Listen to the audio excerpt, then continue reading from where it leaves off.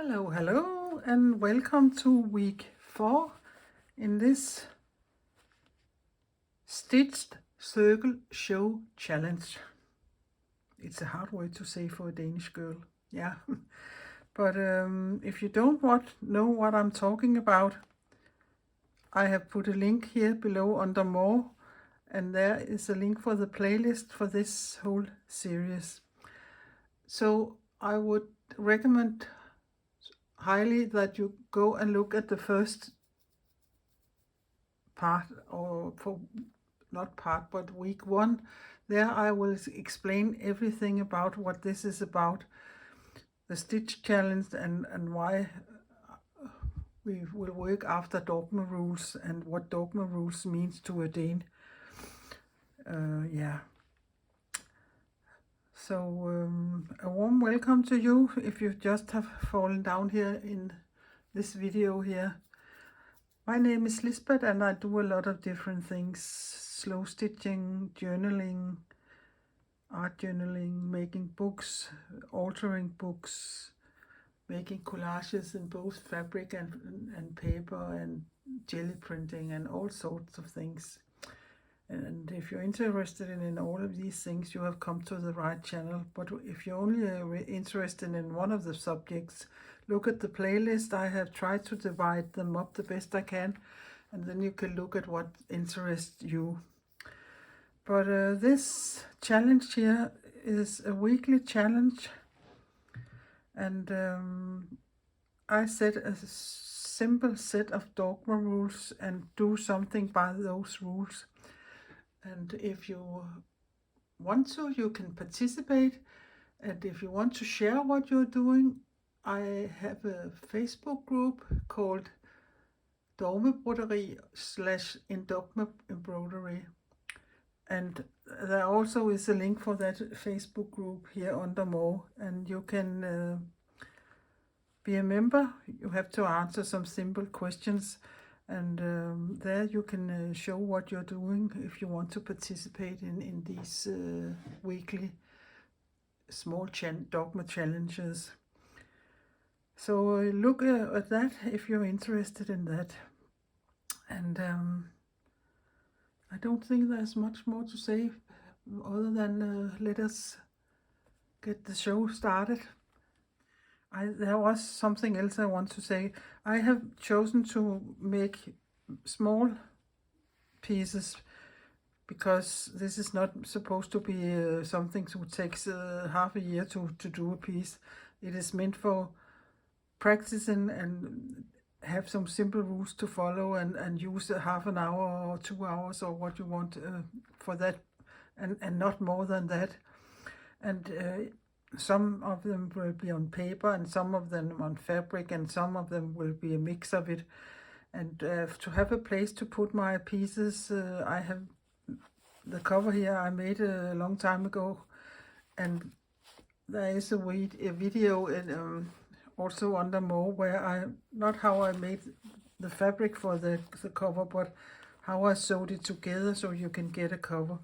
But if you don't want to do that, and it isn't necessary you doing that, you can do it in the way you want to do it. You can buy a sketchbook and put your pieces in there. You can put them in a box. You can do whatever you want to do with them. And I have chosen this size here, but you can go bigger, or yeah, it's all free. You can do whatever you will. But I think since it is about circles, it is nice that the if you want to do a book, that the substrate is squared. That is easier to put a circle in a square than it is to put a circle in a rectangle. Then there will be too much space, top or bottom, that you don't need for anything. So that's the only thing I think I would recommend if you want to do it in a book of some kind, whether it is one you have made yourself or it's a board sketchbook. So a square one would be nice. And if you, for instance, buy a 30 by 30 meter spiral sketchbook, you can go up in size if you want that. But don't bake a bigger bread than you can eat. It's not supposed to be a thing who shall take the rest of your life to do. This is meant to get you going if you're not sure of what to do. These simple dogma rules is very nice to have. But this is where I left you yesterday. No, not yesterday. A week ago. Then we are going to the next spread here. But I will put this away and find my materials and the dogma rules I want to use this week 4. So the dogma rules for this week will be 1.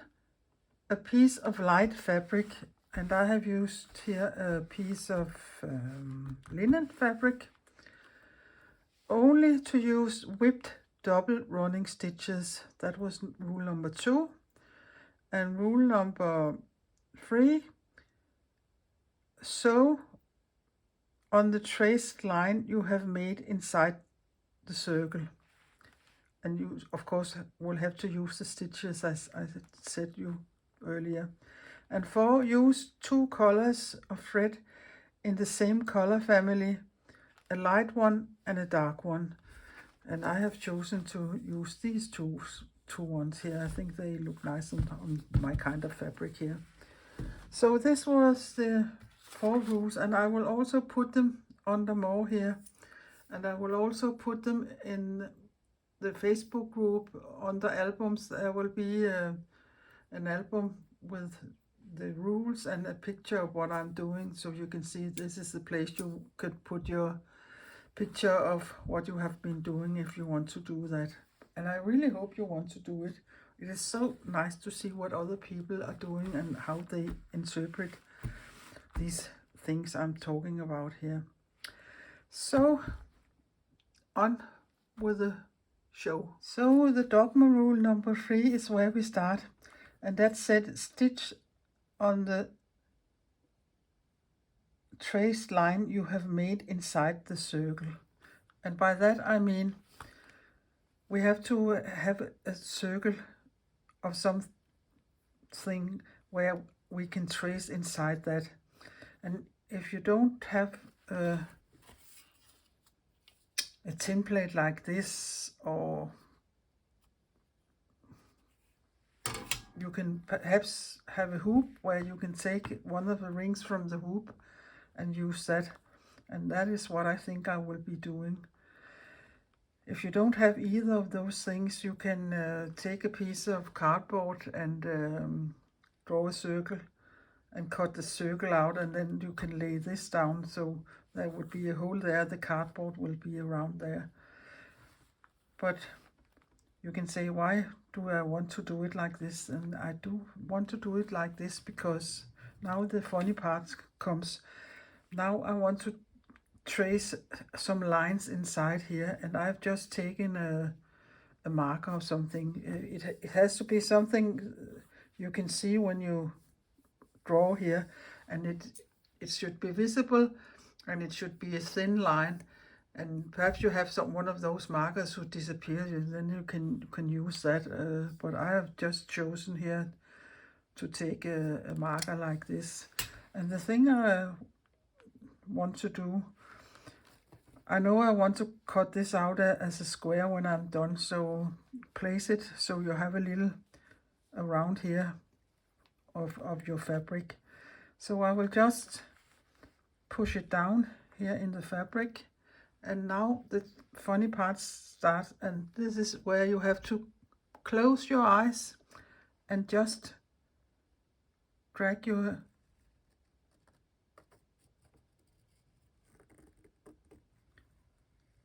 that is hard to talk also. I do this because I have my eyes closed.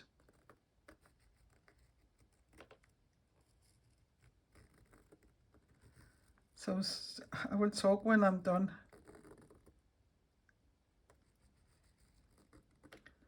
I think that will be enough, this here. So now I will open my eyes and see how this looks. Oh my God, yeah.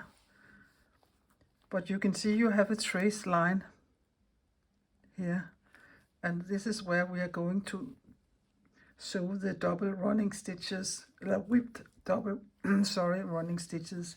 If you want to have a circle around here, you can also trace that.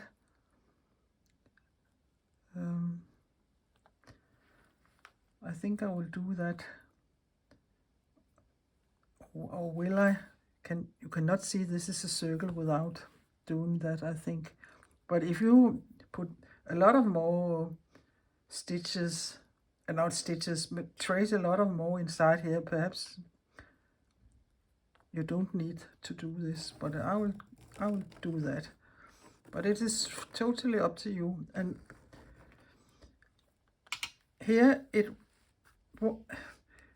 everybody's will be different. I don't think anyone can make exactly the same. So yeah, now we have the base for start stitching, and I have chosen these two colors. So perhaps to see the difference, I could start with the running stitches, double running stitches all the way around there, and whip them with that color and do the opposite in there. So perhaps that would be a different, I really don't know. It's not a stitch I'm used to do, so I haven't so much experience in that. But I will thread my needle, and then we can get going. So I will just start around with some simple running stitches.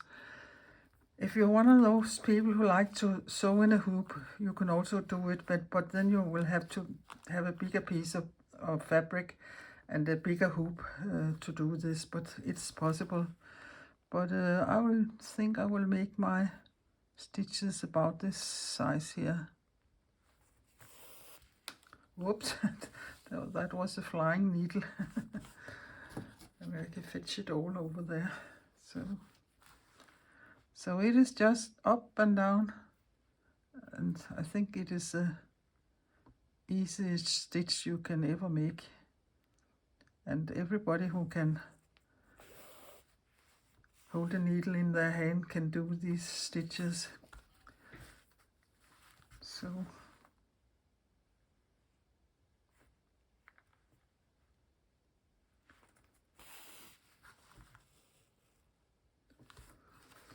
and I don't mind if they aren't exactly the same. I'm not so good at making them exactly the same size. People who have been sewing a lot of sashiko, they can really make these stitches totally even. And I think some of the sashiko looks very nice, but it also nearly looks like it's machine that has made it, and not some woman's hands, but they are very skilled, some of them who's doing that. And the Japanese people are very skilled people. So, but I will continue all the way around. When you come to the end of the round, you will have to make sure that you can come up and down, so it looks like that. So this is a little bigger than this is a little smaller, so you will have to make some variations in the length of your stitches. But I will just go down, and then I will come up where I started, and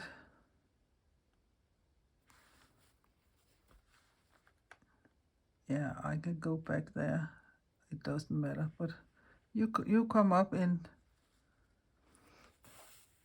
the next hole here, and then you go down and up opposite what you were doing before. So it can be a little tricky to hit the same hole, but take your time and enjoy your stitching. It's all about enjoying what you're doing.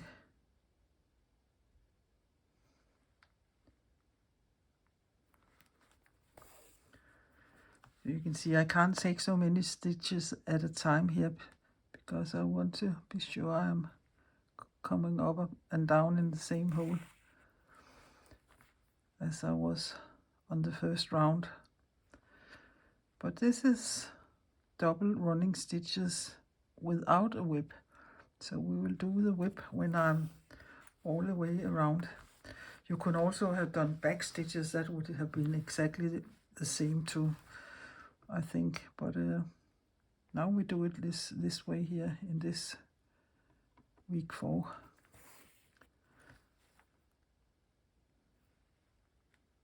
This is a nice fabric to stitch into this linen here. And I really don't expect any of you to go out and do big shopping. Use what you have, or go to thrift stores and secondhand shops and so on, and buy old sheets you can paint on and dye yourself instead of buying all this new fabric. You can tea dye them very easily, or dye them with onion skins, and yeah, there are so many possibilities. And you can about yarns, you can, or threads, there are also a lot to find in these shops. And I stitch with a lot of different things, and I don't care if it was meant for weaving or knitting or crochet. Use what you have, as long as it goes nicely into your fabric and it looks nice. Use it. That's just my opinion. But I will continue all the way around here and be back when I'm back where I started. Oh, I have been all around the circle here with my double running stitches, and you can see some places they are a little wonky, but they would be covered up now when I'm doing the whip stitch around it. So I will just come up there. It will help if I make a knot, so I'm not going on. And I just come up in one of the between 2 of the stitches, and there I will use the other end of my needle, not the pointy one, but where the eye is sitting. And if you can go the same way that way or the same way the other way, that really doesn't matter, as long as you do the same all the way around. So I will put my needle in the first stitch there, and in the next stitch, and the next stitch, and the next, and the next, there, and the next. And now I think you can see what it starts to look like. And it is on full purpose. I have chosen a little thicker thread than my normal mercerized cotton thread, because I think it is nice. You can see, yeah. And I don't do it tight. I make them sit so you can see them. And I think that looks nice.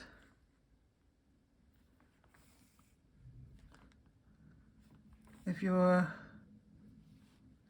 sewing with your other hand, you can go from from inside and outside, but you will have to do it all the way around.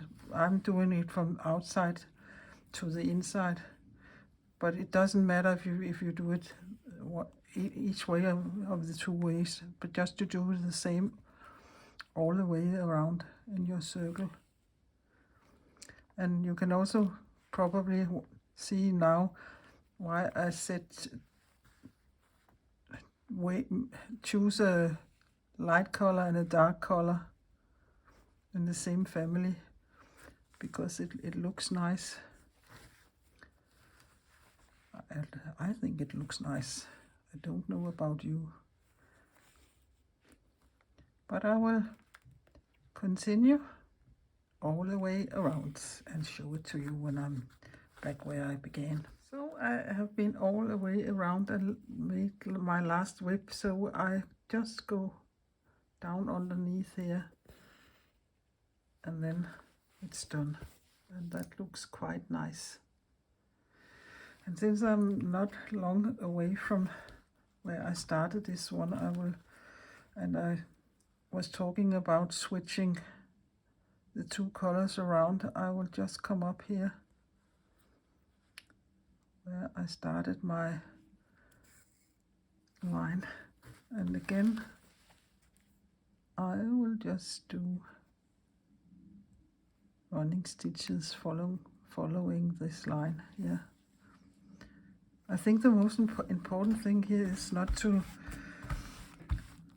tighten your stitches too much, so it would lie nice and flat like mine is doing now. And you can see, you can't see where it was a little wonky now. It looks quite nice. So then it is up and down again.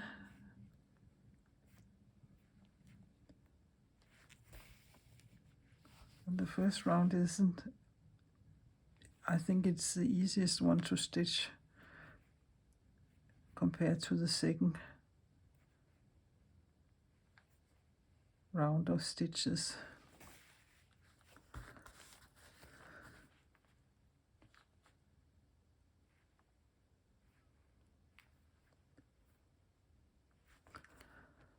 I'm a little excited to see if it would look different now that I have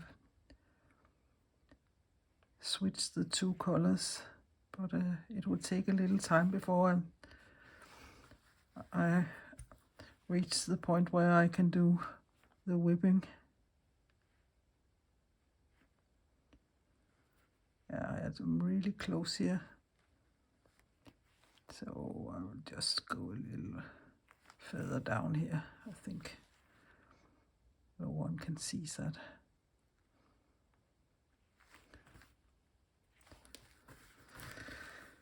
But I really hope you will try to do this, and I really would recommend you to try to do it with your eyes closed. That is quite funny.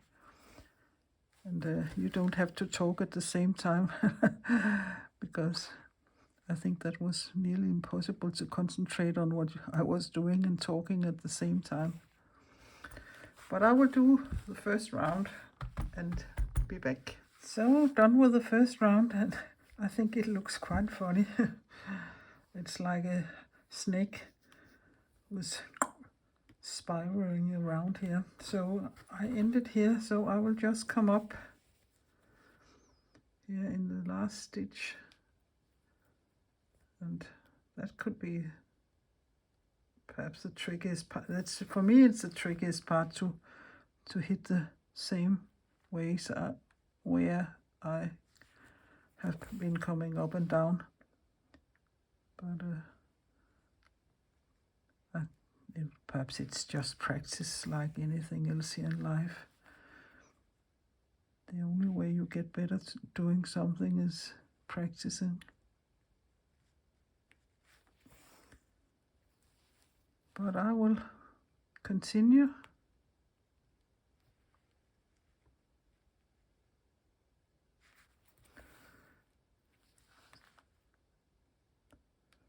It is so dark today, so I hope I can finish this before it gets so dark, so you can see what I'm doing.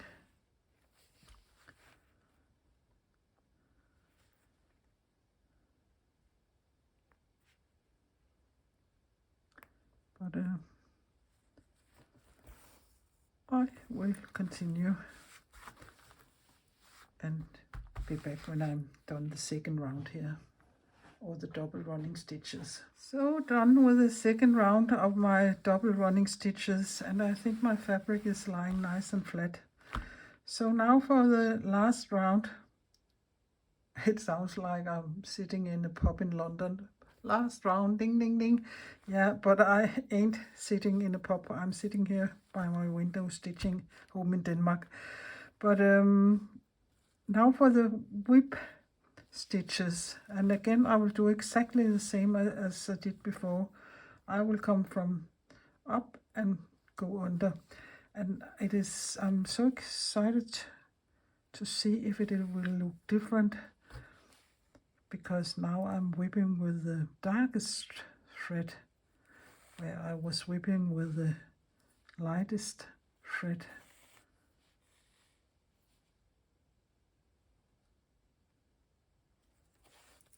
But perhaps I think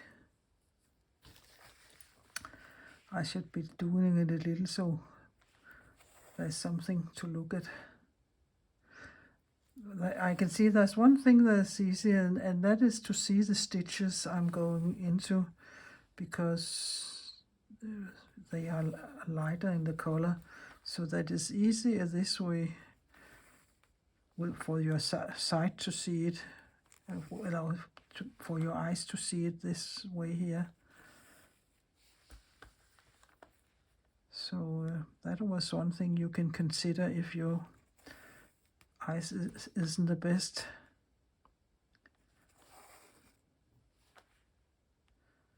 And mine isn't the best. I have glasses, and yeah, I have quite a strong.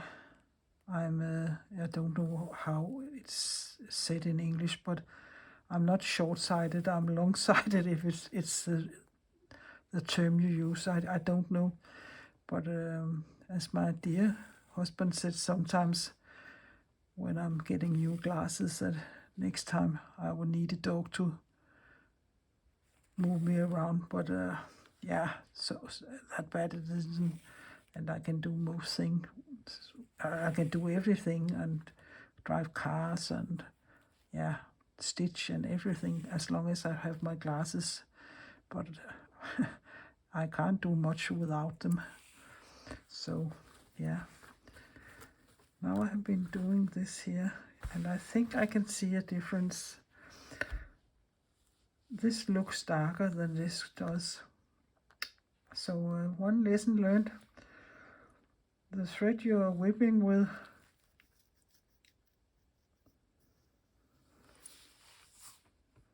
is the one you can see most. I think that must be the conclusion to that. Oops. You can see here and there the differences. Yeah, I will continue all the way around, and that would take a little time, and show it to you when I'm done. So all the way around here, so I can take the last stitch and just go under here, and the only thing I want to do is to weave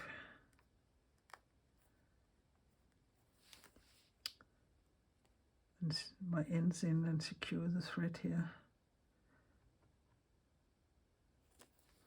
If you don't like to stitch only in one layer, you can always could have put a piece of old sheet or something under here. It is a little lightweighted to stitch on, but I managed. So the next thing I will do is take my self-healing cutting mat here, and let me see what it ended up with. Yeah, a little over 12. So perhaps I should just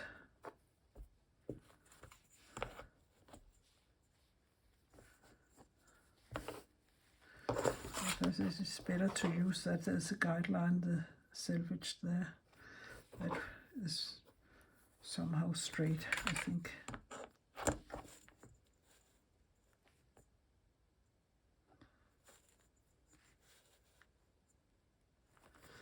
And of course you can, oh, sorry. It is quite difficult to do sitting down.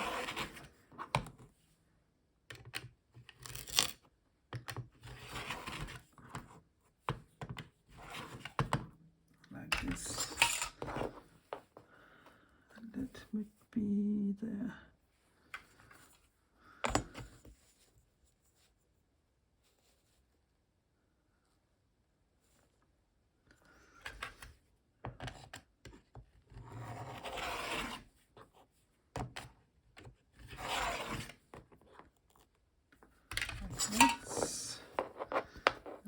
should be easy because the line will be straight now, I think.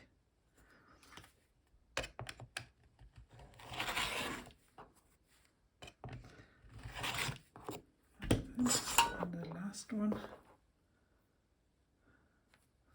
And I don't mind they are fraying a little.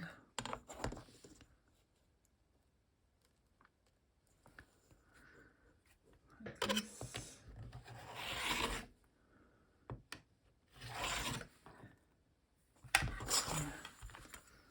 Away with these small ones there. And away with that, and that, and that, and that. And let me take my book and see how that looks. Yeah, it's fine. And is there anywhere that is up or down here? I don't think so.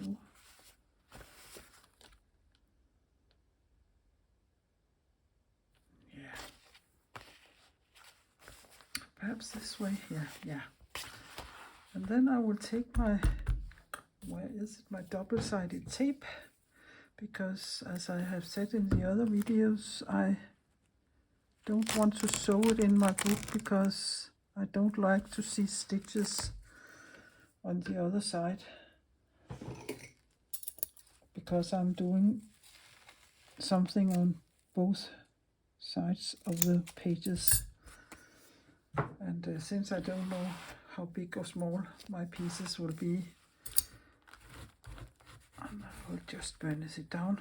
I like to do this double-sided tape, but you can stitch them into your book if you want to. I don't want to do that. And you can put them anywhere you like. You don't have to put them in a book if you don't want a book. There are many ways you can do this.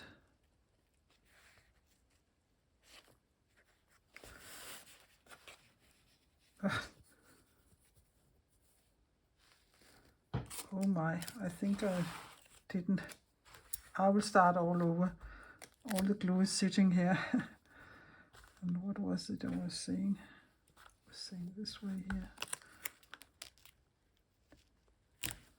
Like this. And again. This can be a little tricky, this tape here.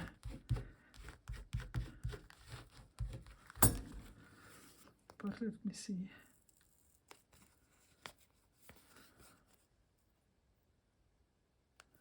It is always